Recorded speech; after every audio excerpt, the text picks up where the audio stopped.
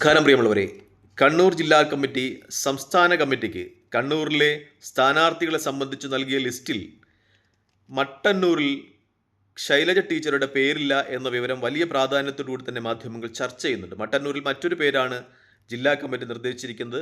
S K സതീഷിൻ്റെ പേരാണ് ജില്ലാ committee നിർദ്ദേശിച്ചിരിക്കുന്നത്. Shailaja ടീച്ചറുടെ പേരില്ല. അത് വളരെ വലിയ രീതിയിൽ മാധ്യമങ്ങളും സോഷ്യൽ മീഡിയയും ഒക്കെ ചർച്ച ചെയ്യുന്ന ഒരു നിമിഷമാണിത്. പ്രത്യേകിച്ചും പിണറായി വിജയന് ശേഷം മുഖ്യമന്ത്രി പദത്തിലേക്ക് CPM പരിഗണിച്ചേക്കാവുന്ന പൊതുജന അഭിപ്രായമുള്ള ജനകീയായ ഒരു നേതാവിനെയാണ് ഇപ്പോൾ പാർട്ടിയുടെ കുത്തക മണ്ഡലത്തിൽ നിന്ന് പാർട്ടി മാറ്റി നിർത്തുന്നത് എന്നത് ചർച്ചയാവുകയാണ്. ശൈലജ ടീച്ചറെ മറ്റൊരു മണ്ഡലത്തിലാണ് പരിഗണിക്കുന്നത് എന്നാണ് മാധ്യമ റിപ്പോർട്ടുകൾ സൂചിപ്പിക്കുന്നത്. അവരെ നിലവിലുള്ള KPCC പ്രസിഡന്റ് സണ്ണി ജോസഫിൻ്റെ മണ്ഡലമായ പേരാവൂരിൽ പാർട്ടി മത്സരിക്കുവാൻ നിയോഗിക്കും എന്നാണ് ഇപ്പോഴുള്ള റിപ്പോർട്ടുകൾ പാർട്ടി വൃദ്ധങ്ങളുമായിട്ടൊക്കെ സംസാരിക്കുമ്പോൾ ലഭിക്കുന്നത്. പക്ഷേ ശൈലജ ടീച്ചർ വിസമ്മതം പ്രകടിപ്പിക്കുന്നു എന്ന രീതിയിലുള്ള മാധ്യമ റിപ്പോർട്ടുകളുമുണ്ട്. കാരണം താരതമ്യേന ഈസിയായി വിജയിക്കുവാൻ കഴിയുന്ന മട്ടന്നൂരിൽ നിന്ന് പാർട്ടി സ്ഥിരമായി പരാജയപ്പെടുന്ന പേരാവൂരിലേക്ക് നിയോഗിക്കുമ്പോൾ അതൊരു പക്ഷേ ശൈലജ ടീച്ചറെ ഒതുക്കുവാനുള്ള തീരുമാനമാണോ എന്ന രീതിയിലുള്ള ചർച്ച ഉയരുന്നുണ്ട്. മുഹമ്മദ് റിയാസിന് വേണ്ടി തൻ്റെ മരുമകന് വേണ്ടി മുഖ്യമന്ത്രി പാതയൊരുക്കുകയാണോ എന്ന രീതിയിലുള്ള ചർച്ചകളൊക്കെ സോഷ്യൽ മീഡിയയിൽ കൊടുമ്പിരി കൊണ്ടിരിക്കുന്ന ഒരു നിമിഷമാണിത്. പക്ഷേ ശൈലജ ടീച്ചറെ സംബന്ധിച്ച് മിക്കപ്പോഴും കമ്മ്യൂണിസ്റ്റ് മാർക്സിസ്റ്റ് പാർട്ടി CPM മിക്കപ്പോഴും ശൈലജ ടീച്ചറെ കണ്ണൂർ ജില്ലയിലെ UDF സ്വാധീനമുള്ള നിയമസഭാ നിയോജക മണ്ഡലങ്ങൾ പിടിച്ചെടുക്കുവാൻ വേണ്ടി നിയോഗിച്ചിട്ടുണ്ട്. ചിലപ്പോഴൊക്കെ ശൈലജ ടീച്ചർ അതിൽ വിജയിച്ചിട്ടുണ്ട്, ചിലപ്പോഴൊക്കെ പരാജയപ്പെട്ടിട്ടുമുണ്ട്. 2011 UDF KP മോഹനൻ വിജയിച്ച കൂത്തുപറമ്പ് പിടിച്ചെടുക്കുവാൻ CPM 2016 ശൈലജ ടീച്ചറെ നിയോഗിക്കുന്നുണ്ട്. 3303 വോട്ടുകൾക്ക് 2011 KP മോഹനൻ വിജയിച്ച കൂത്തുപറമ്പിൽ 2016 12291 വോട്ടുകൾക്ക് KP മോഹനെ പരാജയപ്പെടുത്തി CPMന് വേണ്ടി തിരികെ പിടിക്കുവാൻ ശൈലജ ടീച്ചർക്ക് കഴിയുന്നുണ്ട് എന്നത് ഒരു യാഥാർത്ഥ്യമാണ്.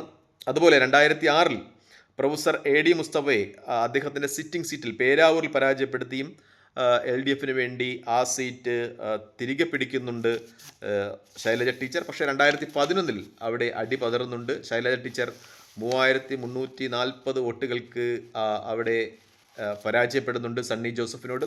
പിന്നീട് 3 പ്രാവശ്യം സണ്ണി ജോസഫ് ആ മണ്ഡലത്തിൽ ജൈത്രയാത്ര തുടരുന്നുണ്ട്. 2016 7689 വോട്ടുകൾക്ക് വിജയിക്കുന്നു. 2021 സണ്ണി ജോസഫിൻ്റെ വിജയം കേവലം 3172 വോട്ടുകൾക്ക് മാത്രമാണ്. സക്കീർ ഹുസൈനോനെയാണ് അദ്ദേഹം പരാജയപ്പെടുത്തുന്നത്. അത് ആ ചെറിയ ഭൂരിപക്ഷം, അതായത് 2021 സണ്ണി ജോസഫിനുള്ള 3172 വോട്ട് എന്ന ചെറിയ ഭൂരിപക്ഷത്തിലേക്കാണ് CPMൻ്റെ കണ്ണ്. ശൈലജ ടീച്ചറെ പോലെ ശക്തയായ ഒരു സ്ഥാനാർത്ഥിയെ അവിടെ മത്സരിച്ചാൽ ഒരുപക്ഷെ ആ മണ്ഡലം പേരാവൂർ എന്ന് പറയുന്ന UDFൻ്റെ പരമ്പരാഗത മണ്ഡലം പിടിച്ചെടുക്കാം.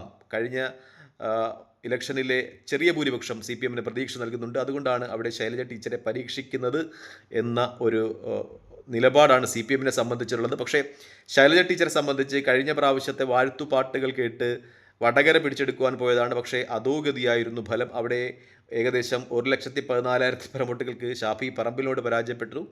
അത് ശൈലജ ടീച്ചറെ സംബന്ധിച്ച് രാഷ്ട്രീയ ഗ്രാഫിൽ ഇടിച്ചിലുണ്ടാക്കി എന്നത് യാഥാർത്ഥ്യമാണ്. പ്രത്യേകിച്ചും ഒരു മുഖ്യമന്ത്രി സ്ഥാനാർത്ഥിയൊക്കെയായി പരിഗണിക്കപ്പെടാവുന്ന ശൈലജ ടീച്ചറിൻ്റെ വടകരയിലെ പരാജയം അവരെ സംബന്ധിച്ച് വലിയ തിരിച്ചടിയായിരുന്നു. അതുകൊണ്ട് തന്നെ പേരാവൂരിൽ പാർട്ടി ഏൽപ്പിക്കുന്ന ദൗത്യം അത് ശൈലജ ടീച്ചർ ഏറ്റെടുക്കുമോ എന്ന കാര്യത്തിൽ സംശയമുണ്ട് എന്നതാണ് ഒരു പരമപ്രധാനമായ യാഥാർത്ഥ്യം. പ്രത്യേകിച്ചും പിണറായി വിജയൻ ശൈലജ ടീച്ചറെ ഒതുക്കുവാൻ വേണ്ടിയാണോ ഇത്തരം തീരുമാനങ്ങൾ എടുക്കുന്നത് എന്ന ഒരു ചർച്ച വരികയാണ്.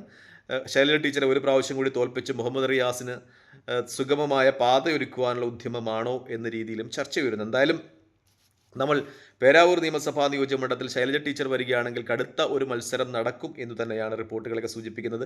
നമ്മൾ ഈ തദ്ദേശ സ്വയംഭരണ തെരഞ്ഞെടുപ്പിലെ ഇലക്ഷൻ റിസൾട്ടിലേക്ക് കടന്നു പോവുകയാണെങ്കിൽ ഇരിട്ടി മുനിസിപ്പാലിറ്റിയാണ് ആ നിയമസഭാ മണ്ഡലത്തിലുള്ള ഏക മുനിസിപ്പാലിറ്റി. അവിടെ 13 സീറ്റ് UDFന്, 16 സീറ്റ് LDFന്, BJPക്ക് 4 സീറ്റ്, 3 സീറ്റിൻ്റെ അന്തരത്തിൽ ഇരിട്ടി മുനിസിപ്പാലിറ്റി പേരാവൂർ മണ്ഡലത്തിലുള്ളത് LDFന് ലഭിക്കുന്നുണ്ട്. ആറളം പഞ്ചായത്ത് എടുക്കുകയാണെങ്കിൽ അവിടെ UDFനാണ് lead. 13 UDF, 6 LDF, 0 BJP.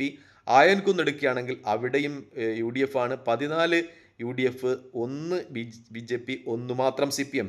കണിച്ചാറിലെടുക്കുകയാണെങ്കിൽ 12 UDF, 2 LDF, 0 BJP. അവിടെയും വലിയ അബ്സല്യൂട്ട് മെജോറിറ്റി UDFനുണ്ട്. മുഴകുന്ന് പഞ്ചായത്ത് എടുക്കുകയാണെങ്കിൽ 5 U D F 8, L D F 2. ആ പഞ്ചായത്ത് എൽ ഡി എഫിനാണ്. കേളകം എടുക്കുകയാണെങ്കിൽ 9 U D F, 5 L D F, 0 B J P. Payam എടുക്കുകയാണെങ്കിൽ 6 U D F, 13 L D F, 0 B J P. Peravoor എടുക്കുകയാണെങ്കിൽ 6 U D F, 10 L D F, 1 B J P.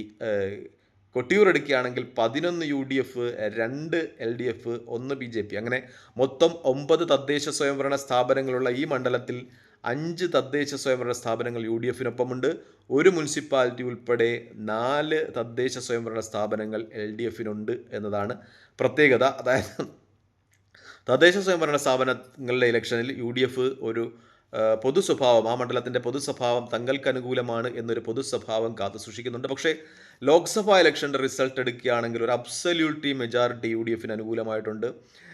K Sudhakaran തൊട്ടടുത്ത എതിരാളി M V ജയരാജനേക്കാൾ വലിയ ഭൂരിപക്ഷത്തിന് കണ്ണൂർ ലോക്സഭാ മണ്ഡലത്തിന് കീഴിൽ വരുന്ന ഈ നിയമസഭാ മണ്ഡലത്തിൽ നിന്ന് ലീഡ് ചെയ്യുന്നുണ്ട്. ഏകദേശം 24,000-ൽ പരം വോട്ടുകളുടെ വലിയ ലീഡുണ്ട് എന്നത് പ്രത്യേകതയാണ്. അതായത് ഈ മണ്ഡലത്തിൽ ഒരു പൊതു സ്വഭാവം അത് യു ഡി എഫിന് അനുകൂലമാണ്. പ്രത്യേകിച്ചും കെ പി സി സിയുടെ അധ്യക്ഷൻ സണ്ണി ജോസഫ് മത്സരിക്കുന്ന ഒരു മണ്ഡലമാണ്. അദ്ദേഹം മത്സരിച്ചാൽ ഒരുപക്ഷേ ക്രൈസ്തവ പ്രാതിനിധ്യമൊക്കെ നിലനിർത്തിക്കൊണ്ട് തന്നെ മന്ത്രിയാകുവാൻ സാധ്യതയുള്ള ഒരു മണ്ഡലമാണ്. അതുകൊണ്ട് തന്നെ ശൈലജയെ പോലെ വളരെ ജനകീയയായ സി പി എമ്മിൻ്റെ ഉന്നത ശ്രേണിയിലുള്ള ഒരു നേതാവിനെ ഇവിടെ നിയോഗിക്കുമ്പോൾ അത് ശ്രദ്ധാപൂർവമായിരിക്കണം എന്ന ഒരു നിർദ്ദേശം പാർട്ടിയിലെ അണികളിൽ നിന്നുണ്ടാകുന്നുണ്ട്. പക്ഷേ ശൈലജ ടീച്ചർ ഒരു കേപ്പബിളായ സ്ഥാനാർത്ഥി ആയിരിക്കുമെന്ന വിലയിരുത്തലാണ് പേരാവൂർ പിടിച്ചെടുക്കുവാൻ സി പി എമ്മിനെ ഇവിടെ ശൈലജ ടീച്ചറെ നിയോഗിക്കുവാൻ നിർബന്ധിതമാക്കുന്നത് എന്ന വിലയിരുത്തലുമുണ്ട്. പക്ഷേ ആ മണ്ഡലത്തെ സംബന്ധിച്ച് റിപ്പോർട്ടുകളൊക്കെയും സൂചിപ്പിക്കുന്നത് യു ഡി എഫിന് നിലവിലുള്ള സാഹചര്യത്തിൽ, തദ്ദേശ സ്വയംഭരണ തെരഞ്ഞെടുപ്പിലെ സാഹചര്യത്തിൽ ഒരു വിജയ സാധ്യതയുള്ള മണ്ഡലമാണ്. പക്ഷേ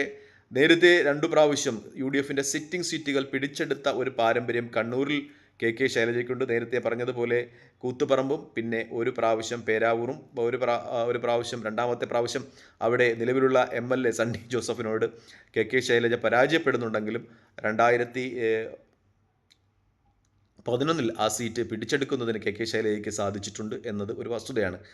പക്ഷേ കെ ശൈലജ എത്രമാത്രം ആ മണ്ഡലത്തിൽ മത്സരിക്കുവാൻ സന്നദ്ധയാകും എന്ന ചർച്ച ഉയരുന്നുണ്ട്. പ്രത്യേകിച്ചും കഴിഞ്ഞ പാർലമെൻറ്റ് തിരഞ്ഞെടുപ്പിൽ വടകരയിൽ നിന്ന് വലിയ മെജോറിറ്റിയിൽ, വലിയ ഭൂരിപക്ഷത്തിൽ അവർ ഷാഫി പറമ്പിലിനോട് പരാജയപ്പെട്ടത് അവരുടെ രാഷ്ട്രീയ ഗ്രാഫിൽ വലിയ തിരിച്ചടിയാകുന്നു എന്നൊരു യാഥാർത്ഥ്യം ശൈലജ ഉൾക്കൊള്ളുന്നു എന്ന ചർച്ചയാണ് കണ്ണൂരിൽ നിന്ന് ഉയരുന്നത്.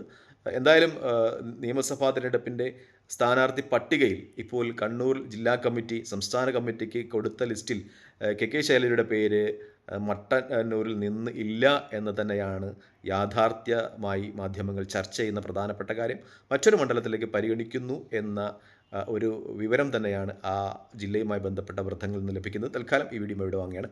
മറ്റൊരു വീഡിയോയിൽ കാണുന്നവരെ നന്ദി, നമസ്കാരം. ചെയ്യുന്നത് വീഡിയോ ഇഷ്ടപ്പെടുന്നുണ്ട് ലൈക്ക് ചെയ്യുക, ഷെയർ ചെയ്യുക, കമൻറ്റ് ചെയ്യുക. മറ്റൊരു വീഡിയോയിൽ കാണുന്നവരെ ജയ് ഹിന്ദ്.